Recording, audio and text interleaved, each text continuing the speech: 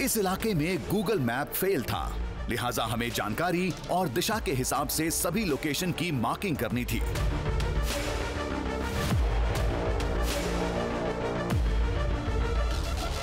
कुछ देर की माथापच्ची के बाद हमारा अपना नक्शा तैयार था। रामदेगी मंदिर इधर है, देखिए हम यहाँ खड़े हैं, रामदेगी मंदिर इधर है, यानी मुझे इस साइड पूरब की दिशा में चलना होगा और कुछ ही दूरी पर दूसरा स्थान है, यानी वो स्थान जहाँ पर पत्थर बनाने की कहानी है, पत्थर बना दिया गया था माया के द्वारा, वो देखने को मिलती है।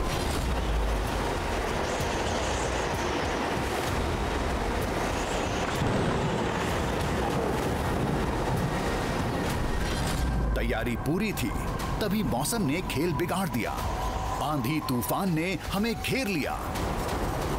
देखिए, एकाएक मौसम बिल्कुल खराब हो गया है। इस पहाड़ से हमें जल्दी नीचे उतरना होगा। यहाँ खड़े हो पाना बहुत मुश्किल है, बहुत तेज हवा है।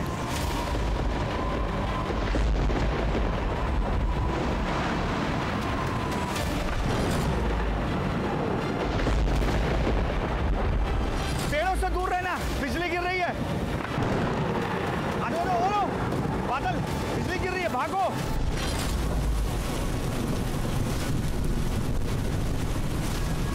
थोड़ी ही देर में अंधेरा छा गया, बिजली कड़कने लगी। बहुत तेज धूप, जहां 2 कदम चलने पर हम पसीने से तरबतर हो जा रहे थे, वहां एकाएक दोपहर में अंधेरा हो गया है। आपको शायद मैं भी ना दिखूं। तेज बारिश और वज्रपात यानी बिजली गिर रही है। आकाशीय बिजली बहुत खतरनाक है, इसलिए हम इस गुफा के पास रुके हुए हैं। हम शिखर पर थे। शिखर की बुलंदी आसमानी बिजली को ललचाती है। इस चट्टान से हम खुद को सुरक्षित करने की कोशिश कर रहे हैं। इतना अंधेरा है कि मुझे यहाँ लाइट जलानी पड़ रही है ताकि मैं आपको साफ साफ नजर आ सकूं और आप अंदाजा लगा सके कि यहाँ किस कदर अंधेरा हो चुका है। अगर मैं ये लाइट हटा दूं तो देखिए आपको कुछ नजर नहीं आएगा, और ये दिन के वक्त है। आप देखिए अभी दोपहर को 2 बज रहे हैं, तब ये स्थिति आपको देखने को मिल रही है। ओह, बहुत बुरा फंस गए।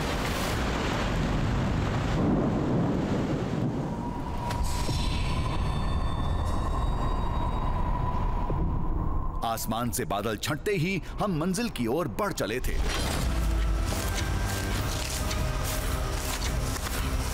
हम फिर से त्रेता काल की माया नगरी में थे। अगला पड़ाव पत्थर के पेड़ थे। बताया जाता है कि ताड़का ने उन्हें मायावी शक्ति से बदल दिया था।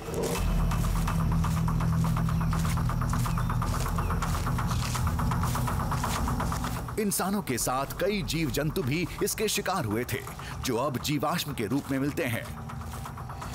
इन जंगलों की कहानी जुड़ती है श्री राम के वनवास जाने के पहले की, और दंडकारण्य वो जंगल है जहाँ श्री राम की कहानियाँ वनवास के बाद की जुड़ती हैं। अब आज की भौगोलिक स्थिति की बात करें, हम जिस स्थान पर खड़े हैं इससे कुछ दूरी से दंडकारण्य के जंगल शुरू हो जाते हैं। बहरहाल यहाँ पर वो जगह खोज रहे हैं जहाँ पर लोगों का मानना है कि ताड़का लोगों को पत्थरों में तब्दील कर देती थी, और जिसके साक्ष्य आज भी मौजूद हैं। ज़्यादा वक्त नहीं दे सकते हम इसे। हम लोगों की बताई दिशा में आगे बढ़ते जा रहे थे, तभी एक अजीब सी चीज दिखी।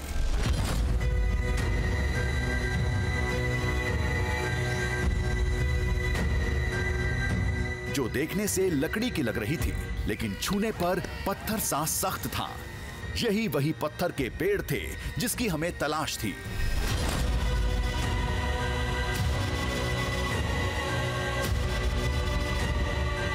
दूर से ये ऐसा लगा कि कोई चट्टान रखी हुई है, लेकिन पास आकर देख रहे हैं तब समझ में आ रहा है कि ये चट्टान नहीं है। दरअसल ऐसा लग रहा है कि किसी ने पेड़ को गिराने के बाद बारी बारी कुछ हिस्सों में काट दिया है, वहाँ से लेकर एक एक हिस्से पे वार किया और ये पेड़ कटा हुआ है।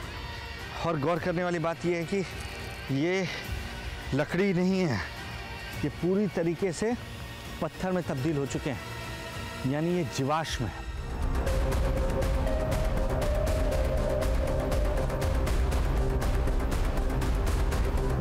वैज्ञानिक भाषा इसे जीवाश्म का नाम देती है, लेकिन इस जंगल की कहानी पर यकीन करने वालों के लिए ये रामायण के साक्ष्य थे।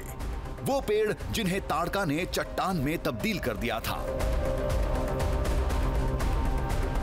2014 में हमारा गांव का आदमी उधर खोदने के लिए जाता था, प्लांटेशन करके फॉरेस्ट लोगों को कर रहा था। वो खोदते समय अपने आदमी को मिले थे, वो पत्थर मिले थे और वो वन परिक्षेत्र अधिकारियों को बताया था और हमारा मानना था वो भगवान का स्वरूप था।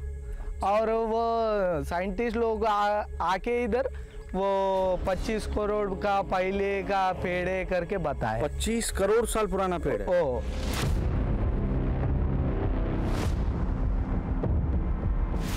पास में एक और पत्थर का पेड़ था, काफी बड़ा। ये भी खुदाई में मिला था।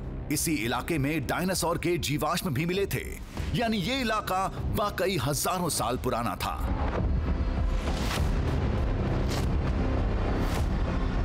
लोगों के दावे को आप साइड भी रख दीजिए, तब भी आप पहुंचने के बाद आप बिल्कुल अचंभित हो जाएंगे।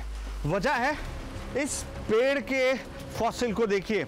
लोगों के लिए ये एक पत्थर है, लेकिन आप जब गौर से देखेंगे तो ऐसा लग रहा है कि जैसे एक पेड़ जो सैकड़ों वर्ष पहले, हजारों लाखों साल पहले, करोड़ों साल पहले यहाँ पर गिरा, वो पूरी तरीके से इंटैक्ट है। मतलब उसको कोई ज़्यादा क्षति नहीं पहुँची है, बस वो फॉसिल में तब्दील हो चुका है, जीवाश्म में तब्दील हो चुका है। और इससे आप अंदाज़ा लगा सकते हैं कितना बड़ा रहा होगा।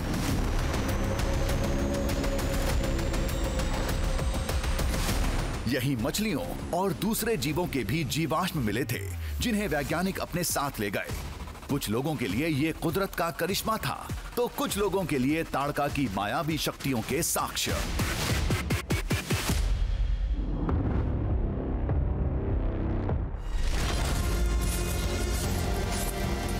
ताड़का का वध करके श्री राम ने कुंड में डुबकी लगाई थी, फिर जंगल में शिवलिंग बनाकर धर्म की स्थापना की, फिर वहीं एक चबूतरा बनाकर लक्ष्मण के साथ कुछ दिन गुजारे। उस समय भी वहां बाघों का घेरा रहता था, जिनसे राम और लक्ष्मण खेला करते थे। हमें यही कहानी सुनाई गई थी। आज वो शिवलिंग एक मंदिर में तब्दील हो चुका है और उस चबूतरे पर आज भी रोज शाम बाघों का मेला लगता है। हम वहीं जा रहे थे, लेकिन हमें लोगों की कहानी पर एतबार नहीं था।